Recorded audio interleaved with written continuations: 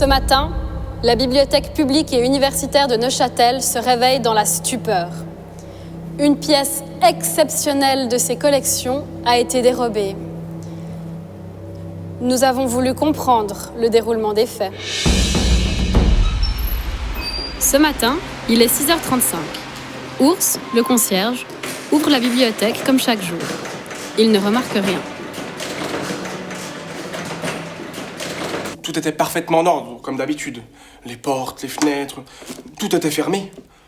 Il n'y a aucun signe d'effraction, c'est à rien y comprendre. Vous voulez dire que la porte de la salle Rousseau n'a pas été fracturée? Ce que je veux vous dire, c'est que ni la porte de la bibliothèque, ni la porte du premier étage, ni la porte de la salle, ni la porte du réduit des manuscrits qui est dans la salle n'a été fracturée, rien du tout. Tout était parfaitement en ordre, je vous dis, puisque c'est moi qui mets l'ordre. Il est 8h30 lorsque Claire, la documentaliste, et Julie, la muséologue, se retrouvent au premier étage de la bibliothèque comme chaque matin. Elles sont encore insouciantes alors qu'elles s'apprêtent à ouvrir l'espace Rousseau. Claire! C'était horrible. J'ai cru un cauchemar. La porte était fermée, j'en suis sûre. Et pourtant, le tiroir était vide. J'ai appelé Claire. C'est moi qui avais fermé l'espace hier soir, et je suis sûre que tout était en ordre. J'ai d'abord pensé à un tremblement de terre ou quelque chose comme ça. Mais les cartes avaient disparu. Le tiroir était vide, complètement vide. On a crié, Pia nous a entendus, la police est arrivée. Désemparées, les deux jeunes filles appellent à l'aide. Pia, la stagiaire, les entend. Elle l'a prie d'aller chercher le directeur, Monsieur Lepreux, alors course appelle la police. Monsieur le directeur! Monsieur le directeur, pouvez-vous nous indiquer la nature des objets qui ont été volés? Comme vous le savez, la bibliothèque conserve un grand nombre de manuscrits originaux de l'écrivain philosophe Jean-Jacques Rousseau. Le penseur, dont on connaît le goût pour les promenades solitaires, avait écrit quelques-unes de ses pensées sur un jeu de cartes sorti de sa poche. Ce sont ces cartes qui ont disparu. Un trésor inestimable. Les pensées du philosophe prises sur le vif. Un joyau de la pensée humaine. Monsieur Lepreux, comment un tel vol est-il possible? Les œuvres de Rousseau ne sont-elles pas sécurisées? En effet, la salle Rousseau vient d'être restaurée, plus que cela, entièrement recréée. C'est une chambre parfaitement autonome, à l'abri désormais des dégâts d'eau, des incendies et du vol. C'est un désastre, c'est monstrueux, c'est impossible.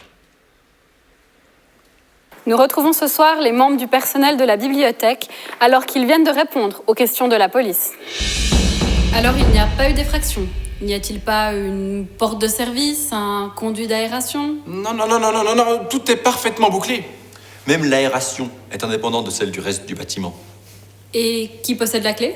Moi-même, j'en ai une. Julie et Claire en possèdent une autre pour les visites. Et moi, j'ai un passe-partout. Et moi une pour mes recherches sur les documents. Autrement dit, vous en avez tous une. Cela fait donc de vous tous des suspects. Ah non, moi j'en ai pas. Nous disions, aucune effraction. L'un d'entre vous aurait-il remarqué quelque chose d'inhabituel? Je n'ai rien vu, j'étais aux enfers. Aux enfers? Oui, c'est là où on garde les livres interdits. Les livres sadiques, sataniques, les livres sexuels aussi. Plus simplement, les ouvrages politiques, révolutionnaires, critiques par rapport à l'État, mais surtout par rapport à l'Église. La plupart des ouvrages de Rousseau ont été interdits, même la Nouvelle Héloïse, son best-seller. Le livre le plus vendu du XVIIIe siècle. Il a été ajouté à l'index, en 1806. C'est tellement dommage. C'est une si belle histoire entre la douce Julie et son cher Saint-Preux.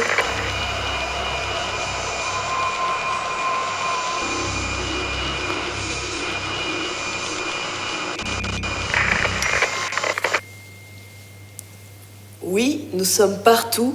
Nous vous observons. Les cartes sont prises en otage.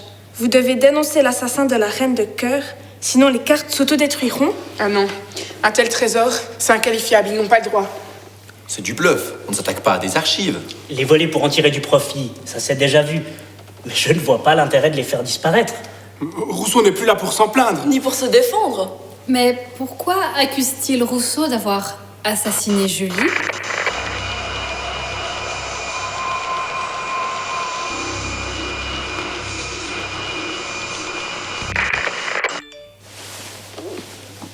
Monsieur le directeur, si vous voulez retrouver vos cartes, suivez nos instructions, sinon